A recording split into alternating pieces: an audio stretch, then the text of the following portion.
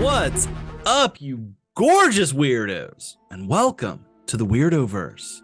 I'm your host, JD Ross, and you are tuned into Weird Wide, your favorite digital cult. Sorry I missed last week, weirdos. I had intended to actually have this episode recorded and out last week, but I wasn't feeling good. I was feeling under the weather. Just one of those things. I'm feeling better, but I'm still honestly not feeling like that great.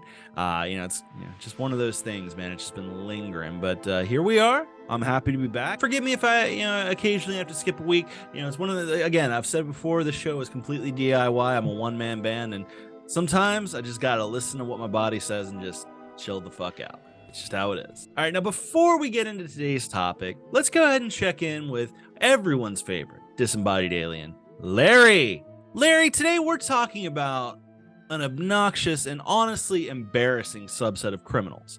We're talking about incels today. What are your thoughts on them? Honestly, it's another example of how the human race is doomed. Like, how does it feel to be the same species as incels? It's tough, Larry. I'm not gonna lie. Maybe incels should look inward. Maybe take a look at what you bring to the table. Or what you don't. Yes, please. Look inward, boys. It's you. Jesus fucking Christ. Incels. Fucking wastes of oxygen, all of them. Let's do this.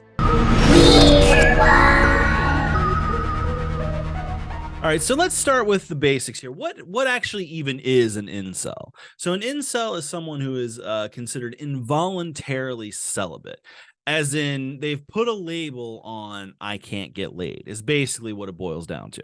This has morphed into a weird online subculture of dudes who have come together via the internet to kind of commiserate together and just kind of bitch about, why they're not getting laid. Because that's the thing, is they do want to get laid. They want to find a romantic or a sexual partner, but they're quote unquote unable. Now, I do got to say, I'm going to be ripping on incels a lot on this episode. And I know that not all incels are criminals. However, there have been some incidents where the worst of the subset has committed atrocities and they need to be called out. It's one of those things where legitimately, like, if you're going down this kind of like thought pattern, if you're going down an incel thought pattern, like it's really up to you to work yourself out of it. If you let yourself go down an extremely dark path like that, it doesn't end well. Like these guys that you're commiserating online with, just with nothing but misogyny and for some reason a lot of racism. I don't even get it. I don't understand why. It's up to you to separate yourself from those people and better yourself. Like, to me, it's just kind of like one of those things where, like, I feel like to a certain degree, a lot of incels are just kind of doing this to themselves, right? Like, you're choosing to say "milady." You're choosing to do the fedora bullshit. Nobody looks good in a fedora. Like, you don't look good in a fedora. You don't. And a lot of the echo chamber stuff that incels are hearing over and over about, the misogynistic perspective of, basically just fueling the bullshit that's in your head of why you're not able to find somebody or get laid. The fact of the matter is, like, I know a lot of you are hearing, like, a lot of you are feeling that, like, women are kind of taking, like, taking something away from you, or that that's like a new age of women. And, a lot of you are feeling that, like, feminism has created like a new kind of type of woman, I guess, or made women like feel a different kind of way to where they're not, wanting you, and you're blaming women on that. But the fact of the matter is, like, there's nothing wrong at all with women, like, first of all, realizing that what they're worth. It's not the 1950s anymore. We're not they're not just like they're not just going to give you what you want unless you bring something to the table. It's a good thing that feminism is happening. And honestly, here's what it really boils down to is, in the real world, outside of your little echo chambers, in the real world, the bar is so low for dudes. It's not even funny how low the bar is. Like, you're sitting there blaming feminism and you're blaming women. But the fact of the matter is, honestly, I feel like it's almost never been easier, because, like, you just don't be a fucking tool. Don't be a douchebag. Don't be Don't be entitled. Don't be, just don't be like, just be funny, be interesting, be something. It's so easy to get laid. It's not even funny. But like I said, I know not all incels are going to start shooting up schools and shit. However, I feel like a lot of you that are in these different subreddits and different things like that, different online groups, you're going down a fucked up path, man. And you got to get out of there. You got to get out of there, dude. Just get out of there. Now, where did the term incel come from? Now, funnily enough, this being a very male dominated subculture, it actually was started, ironically, by a woman. Now, there is conflicting dates. Some say it was 1993 or 1997. So somewhere between 1993 and 1997. A woman known by only her first name, Elena, used the term incel, involuntary celibate, on online chat rooms and under the title Elena's Involuntary Celibacy Project. Elena was having trouble like meeting people, connecting with the opposite sex that she was trying to do. Just she was having a rough time. Like a lot of you, I'm sure, feel. Fair enough. I really do think with Elena, though, I think like she had good intentions from everything that I've read about it. Like it seems like she had good intentions for the whole thing. Like she didn't mean to start a subculture of walking fedora hats. I think she was basically kind of trying to start some kind of like Lonely Hearts Club kind of deal, and just went with incel. She's actually been quoted after, she read about the 2014 Isla Vista killings, which we'll be discussing later. She actually is quoted as kind of saying, like, comparing herself to like the Manhattan Project or like other scientists that have created things that have been then taken and used for horrible things. She's quoted as saying, like a scientist who invented something that ended up being a weapon of war, I can't uninvent this word, nor can I restrict it to the nicer people who need it. It's kind of like with anything, like, any kind of situation like this, there are going to be people that are just like put in the crosshairs because of something, and she's basically saying like a lot of the people that, at least from her intentions and a lot of the people she's met through the inventing the word incel, is like a lot of people that were just trying to find community, and it then got morphed into something more fucked up, which often happens. Now, when it got away from Elena, Reddit is where it really started to take off under the subreddit incels. And it basically became, like I said, an echo chamber for all these dudes who couldn't get laid. But they were like coming at this, and like this echo chamber mutated into this like really disgusting like group of dudes who were basically like a lot of times advocating for rape, other forms of violence against women, basically blaming women for all their troubles. And again, for some reason, there was always like a weird racism involved to it. I don't understand that. Like, I don't understand. Like, I don't know. It's just like every dumbass subset of weirdos, like all the bad ones, just end up just being funneled into like weird white supremacy shit. I don't get it. I do not get it.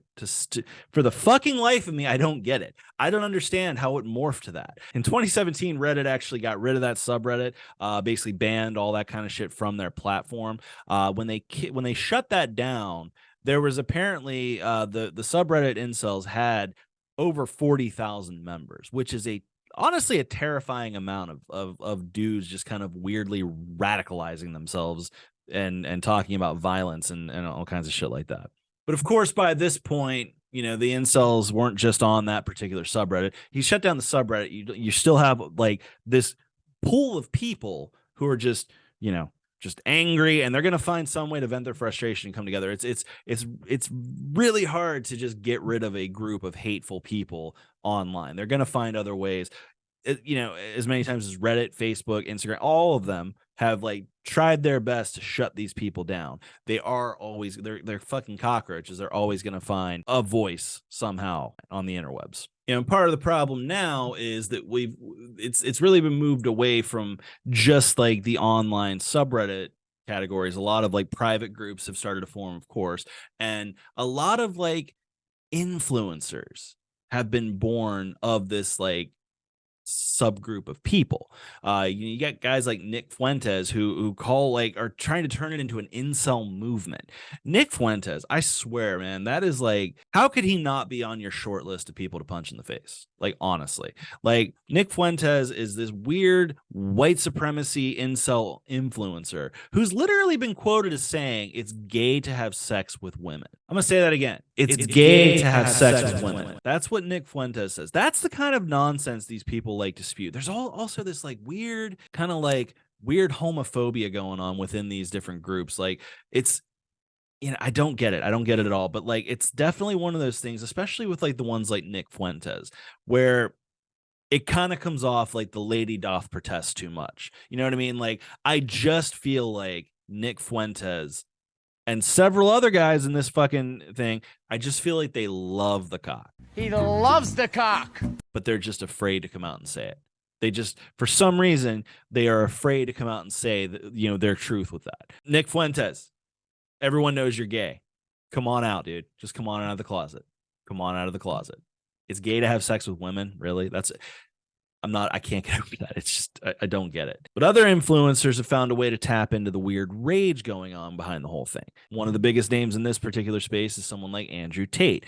He uses the entire demographic to kind of like radicalize and like angry and confused boys who are growing up and they're like, going through the different fucking changes of growing up, not able to get what they're wanting. They think they're owed. And he kind of taps into that with like explaining how a man is supposed to behave.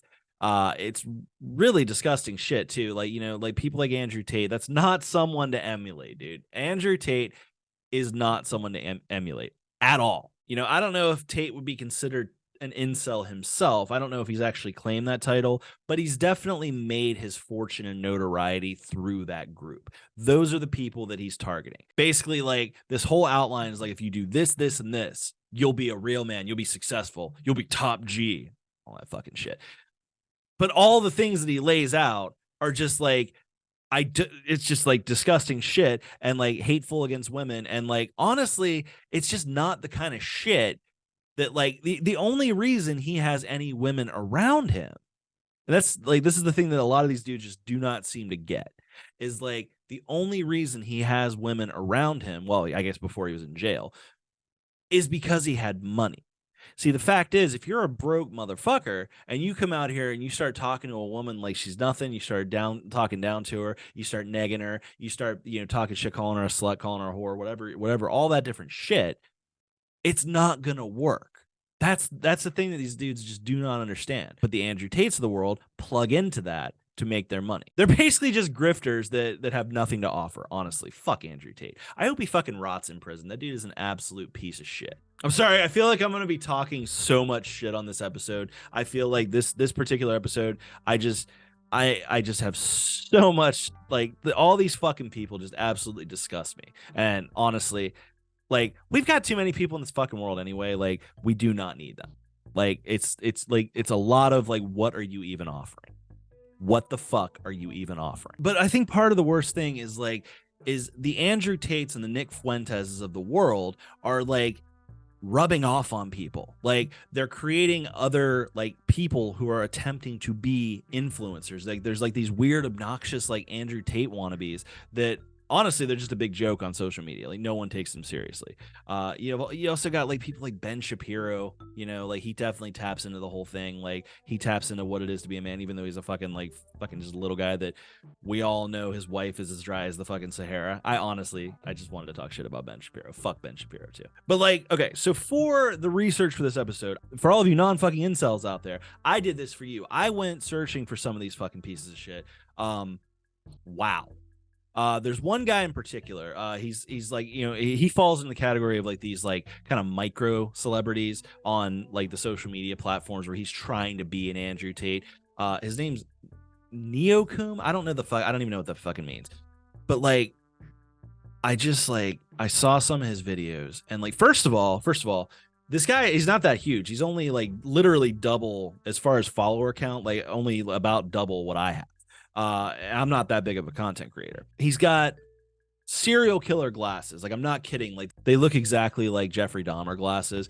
And I think like one of the things that just bothers me so much about him is the way he talks. Cause he like does this like forced intellectual thing. He basically talks with this whole like women are this and men are that. Like he literally had this thing where he's talking about the draft, like the military draft, and he comes off with this whole bullshit thing. A lot of people are even like in the comments like, is this guy serious? Like, is this a bit? Like, is this making fun of people? But like, a lot of people are like, no, I'm pretty sure he's serious because this is all this shit is. But he's like talking about the draft, which we have not implemented since Vietnam. So it's not even a real concern, first of all. But he's saying because men are the only one drafted via the draft when it happens, that women should actually be subject to a draft as well, where they are drafted and they have to perform sexual favors on incels so that blah blah blah, because if a incel has to go to war and take a bullet,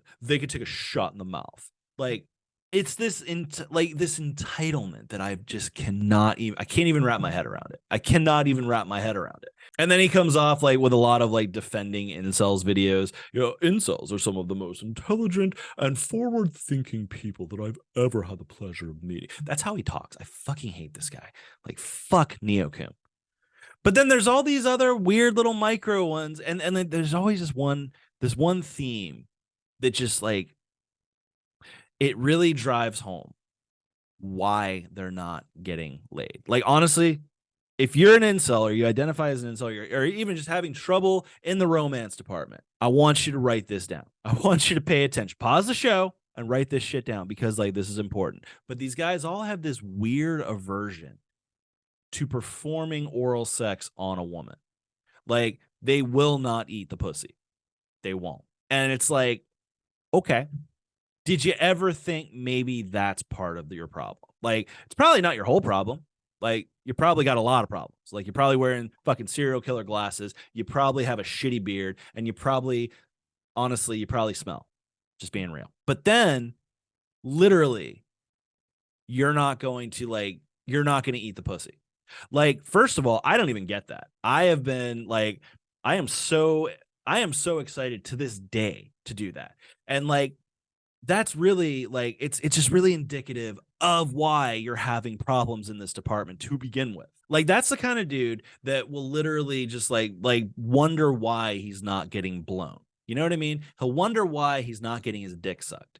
And it's like, well, why would you? You're not even remotely considering the pleasure of the woman. If you take anything away from this episode, if you're an incel, like I said, if you're an incel, if you take anything away from this episode, this is the one thing that you need to take away. You need to be not only willing to eat the pussy, you need to be excited to do it. You need to be doing it with vigor. You need to be doing it hungrily. Okay? Like, I promise you, that is one factor. That is an absolute factor that you are not paying attention to. Like, if you prioritize the pleasure of a woman, I promise you, there's going to be no issues. Like, it's one of those things where literally, if you have the choice between going down on her and her going down on you, you only got like, a little bit of time. You gotta be somewhere or whatever. Go down on her every time. I promise you, it will come back tenfold. I promise you. Like, just prioritize her pleasure. If you take anything from this episode, that's what I want you to take. So at this point, okay, sure, you're asking yourself, like, is this anything to really be concerned about? Is this anything to really worry about? It sounds more like all the dudes that would get shoved into lockers just got an internet connection and connected. True. That's basically what happened. All the dudes who would get shoved into lockers just connected to themselves. That's all it is. But the problem is it's already inspired violence. Like, it's already inspired there's already blood on the hands of this particular community. And as it comes, like, more often than not anymore, that violence manifests itself in the form of a mass shooting. Mass shootings have become so frighteningly prevalent, especially in the last few years. It's one of those things where, like, legitimately, we just had a mass shooting. We had the Nashville school shooting. And I'm recording this not even a week ahead of time before release.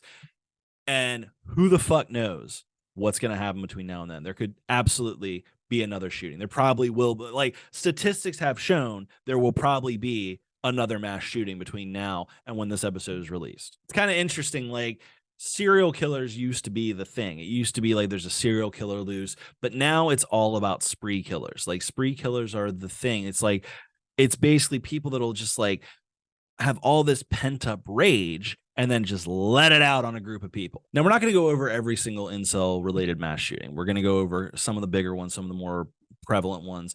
But one of the ones that, like, I did find a little bit interesting was one that it happened before the mass shooting phenomenon was really a thing as much as it is now. This one happened in 1991. It's known as the Luby shooting in Texas. Of course, it was fucking Texas. The shooting happened on October 16th, 1991, at a Luby's cafeteria in Killeen, Texas. Fun fact about Luby's, actually, before we go into the carnage here, is Luby's actually is kind of a weirdly big like burger chain restaurant, like kind of one of those ones that has a bunch of little ones underneath it.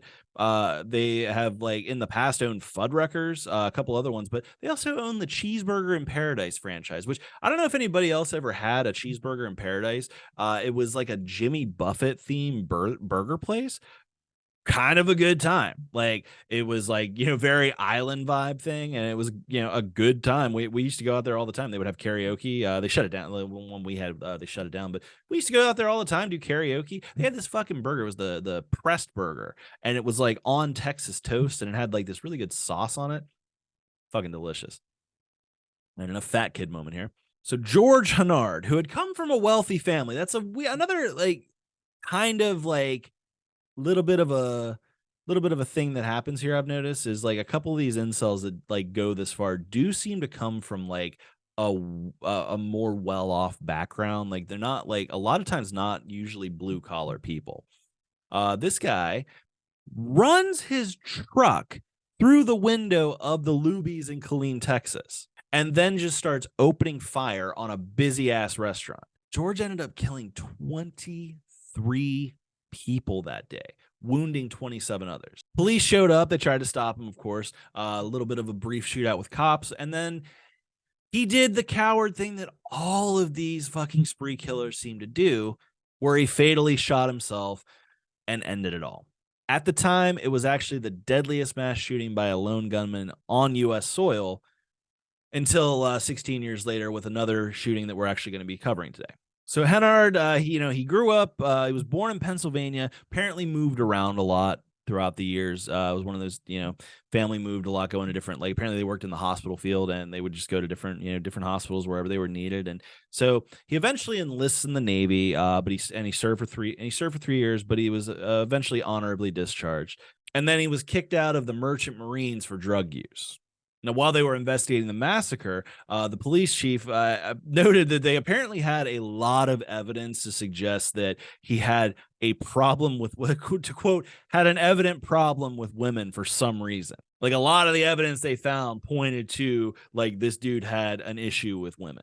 So at one point, his parents divorced, and his mother moved to Henderson, Nevada, and that's actually where he bought the weapons that he had used in the shooting from a place called Mike's Gun House. Come on down to Mike's Gun House, House of Guns. We got all manner of guns at Mike's Gun House. I don't know, man. I haven't had a lot of good luck with Mike's over the years. Like Mike's usually there's been some issues with Mike's, so I just like the idea of this place. Hilarious. You just know Mike was like exactly who you're thinking. Like he's exactly who you thought Mike was. Like, Mike was like this big fucking redneck dude, fucking American flag t-shirt, big ass beard, probably maybe a Vietnam vet, something like that. You just know this dude was like out of central casting for a gun shop owner, I'm sure.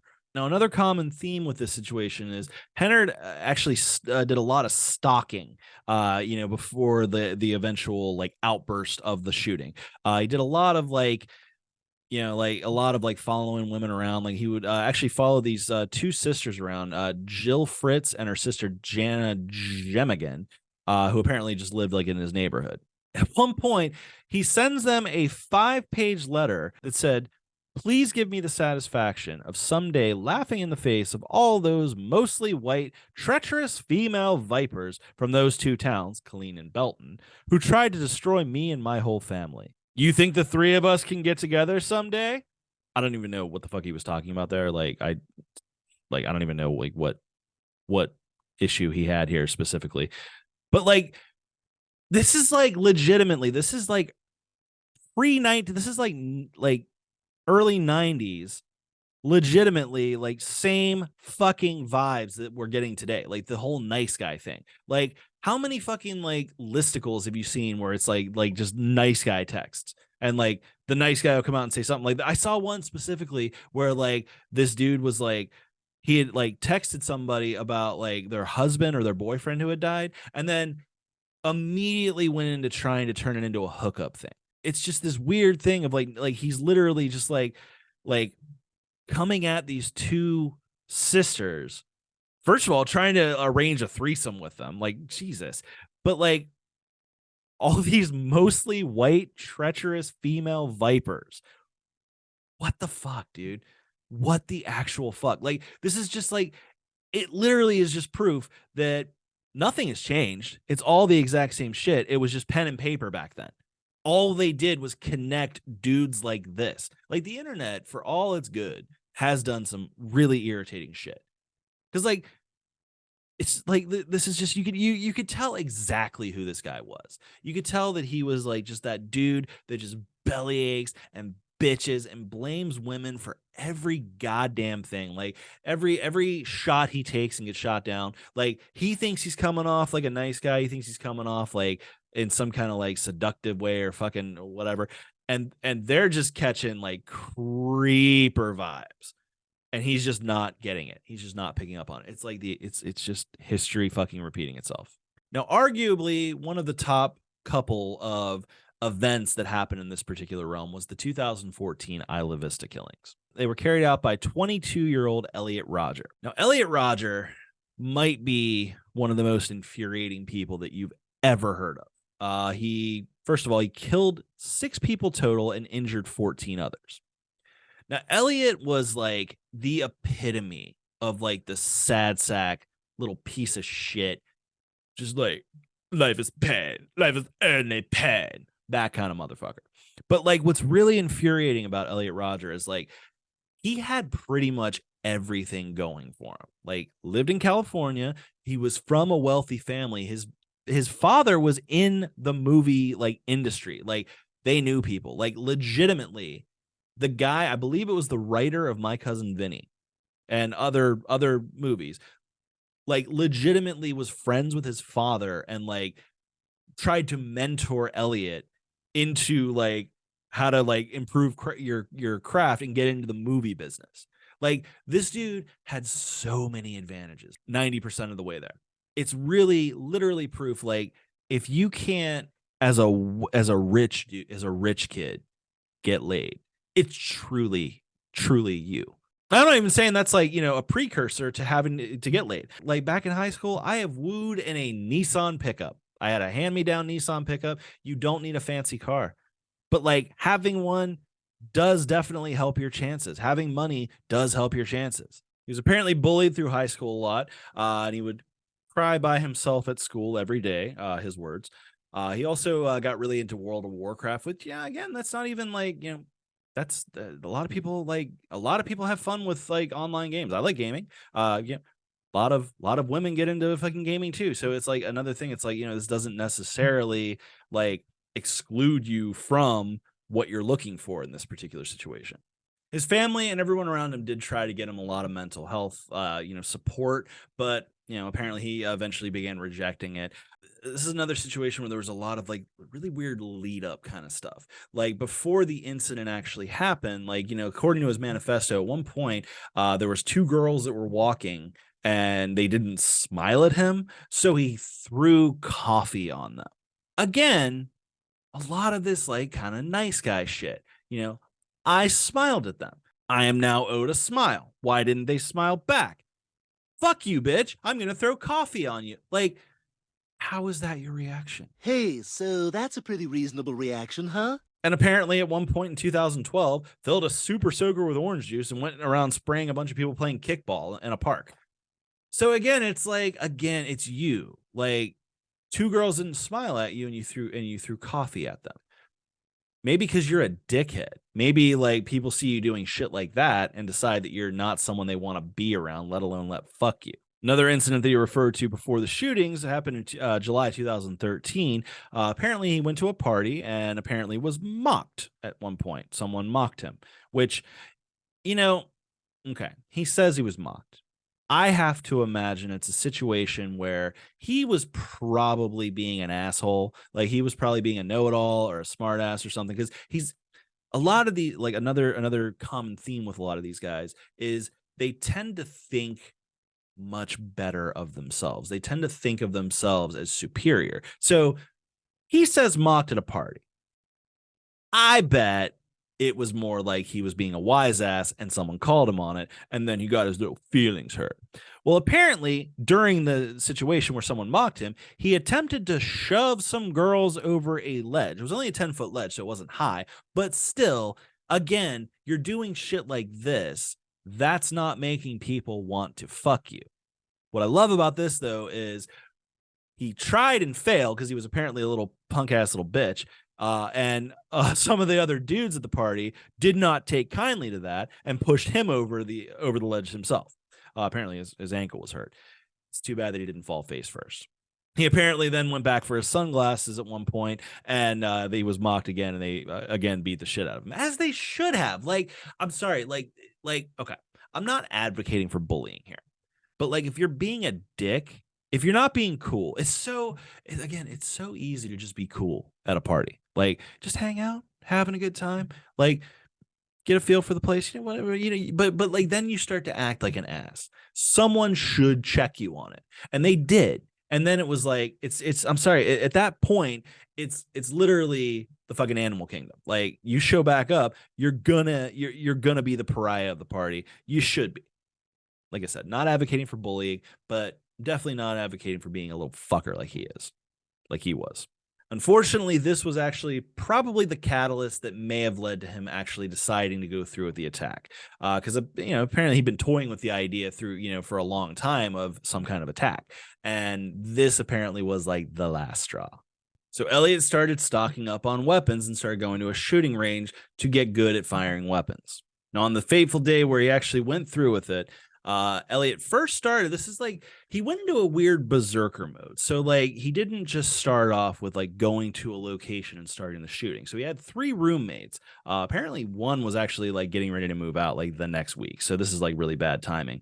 But Rogers stabbed all 3 of his roommates to death, which, I mean, that's insane. Like, so that's some Michael Myers shit, first of all. Now, after he finished stabbing his roommates and killing them, he uploaded a video to YouTube called Elliot Rogers Retribution, where he basically wanted to kick off this fucking war against women and dudes that were getting laid because he was jealous of them. He wanted to punish women for rejecting him. Now, this is like another weird state of mind that he was in. It's always interesting to me, like, how these things kind of play out. So like, he didn't, again, after he uploaded the video, he didn't immediately go to a location and start shooting. He went to a local coffee shop and bought some coffee. Like nothing had just happened. Like he hadn't just murdered 3 people. Now, when he uploaded the video, he also sent his what became known as his manifesto to his therapist, his parents, a lot of different people, and a lot of people like in his life at that point, like they knew like shit was like, with that, they knew something was about to happen. His parents like got in the car and immediately started like trying to get to him. His parents called the Isla Vista cops to try to get them to, get involved, but it was too late. So Roger drove to the Alpha Phi sorority house. He knocked on the door and he couldn't get in. Nobody answered, which I have to wonder if like he knocked on the door and they looked through the people and like, oh my God, it's that fucking Elliot guy. Like, fuck that motherfucker. And they just like all stayed quiet. Like they were probably having like a good time and like, shh. So unable to gain entrance to the house, he just kind of started shooting at random people. There was like 2 women on the street like that were near there, just shot at them, fucking killed them both. A third one was injured. And then he just started driving around. He started like kind of, again, like a weird berserker mode. Like he went like just started shooting into like random businesses. One guy who happened to be in like a deli that he just randomly shot into was shot 7 times and died. And then he just like, again, it just started to go like he started acting like he was in like a Grand Theft Auto game. He started driving on the wrong side of the street. I think he mowed a guy down with his car. Just started shooting at random people. There was a sheriff's deputy that responded to the whole thing. He got into a little gunfight with him before he peeled out. Again, he hit like 2 other people with his car. Like it was like he actually didn't hit a lot of people at this point because like he was just kind of firing randomly. He was in weird berserker mode, and just like, Again, like a Grand Theft Auto game. After that exchange with the sheriff's deputy, he ran down a skateboarder, shot at some other people and injured them. And by now, the police were like kind of all over him, so he got into like another shootout with like some other cops. At this point, he got like kind of hit in the hip, so he was like feeling it at this point. He took some damage. And not long after that, when I guess he decided that his whole reign of terror had ended, put the gun to his head, pulled the trigger like a fucking pussy.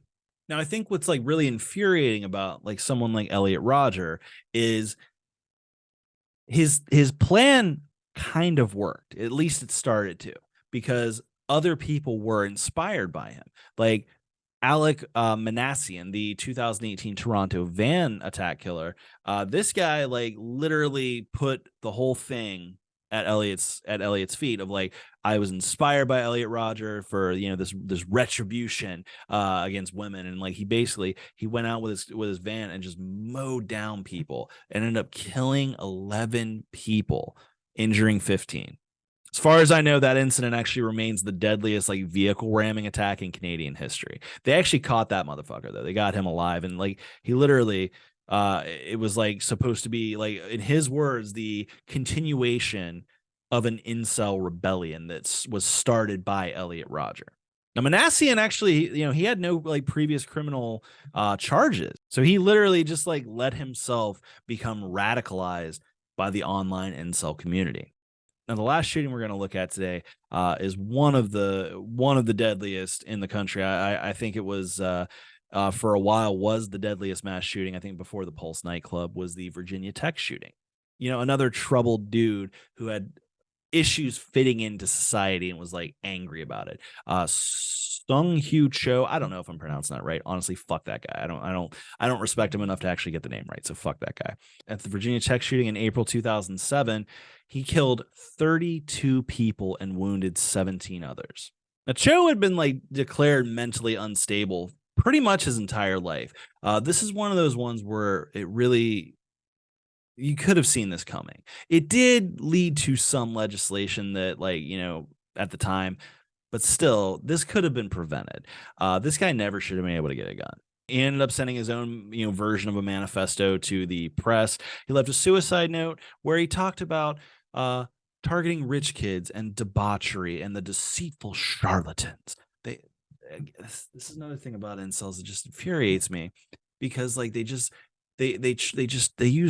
talk like they're so important.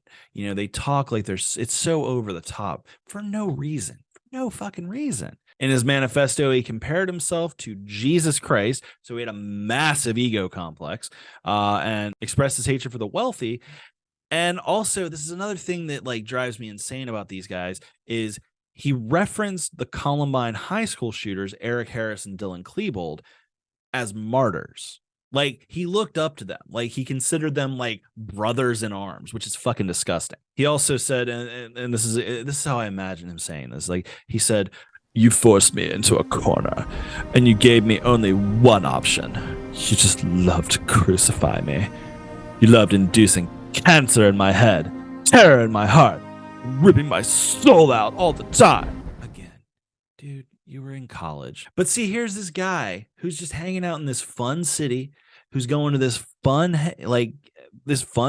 college, and all he's doing is just wallowing in self-pity and just fucking it's fucking infuriating. And again, it led to one of the most deadly mass shootings in the country. So I don't know, man. I don't know. Honestly, it's just really one of those things where like these incel, like, you don't have to go down this route. Like, it's honestly embarrassing, because it's literally just be cool. Just be cool. Quit trying so hard and quit thinking so highly of yourself. It's really all it is. Unfortunately, the incel movement is still going strong. It's probably bigger than it's ever been, and that's terrifying. A lot of their solution, they feel owed sex. A lot of their solution is that women should be just giving them sex. It's just not how it works, dude. It's like, again, you just stop overthinking it and just be cool. And if there are any like younger listeners right now and you have some dark thoughts in your head and you're starting to blame the opposite sex. You're starting to blame women, you're starting to blame other people, wealthy people, anything like that. Like you're starting to blame others for all of your problems. Like you need to just like you need to take a step back. You need to remember a couple things, man. You're not owed anything from a woman. Like think about what would make you desirable to a woman. Think about a woman's needs. Think about a woman's wants. Take a fucking shower. Listen when a woman tries to tell you something about the way you behave. Try to be a better person. Be interesting. It truly is not that hard. Like it's truly not. And you need to stop listening to what these bullshit influencers are saying online, because like all that you're doing is you're getting in your own way. And there's a better way when you stop doing that to yourself. There really is. So if you're going down that path, talk to somebody, but just like look inward. Think about how you can improve yourself. Well, thanks for getting weird with me. If you like what you're hearing and you want to support the show, please go into Apple Podcasts, leave a 5-star review. It helps the visibility, helps the show. If you're watching on YouTube, make sure to leave a comment. Make sure to follow for more videos. Mostly dropping on Wednesdays. Got some exciting stuff coming down the pipe. We're gonna have some bonus episodes coming soon. Gonna have more than just me on here. It's gonna be some of my friends are gonna be coming on with us. So we got a lot of stuff planned. So definitely stay tuned for that. You can follow me on Instagram and TikTok, as long as TikTok is still here, at Dudest Weirdo. I'm also on Clapper now, doing pretty much just kind of having that as a safety net in case they get rid of TikTok. That could happen any fucking moment now. And if you want to reach out, you can also email me at weirdwidepodcast@gmail.com. I love you all. Don't forget to tune in next week for more strangeness. And until then, keep it weird.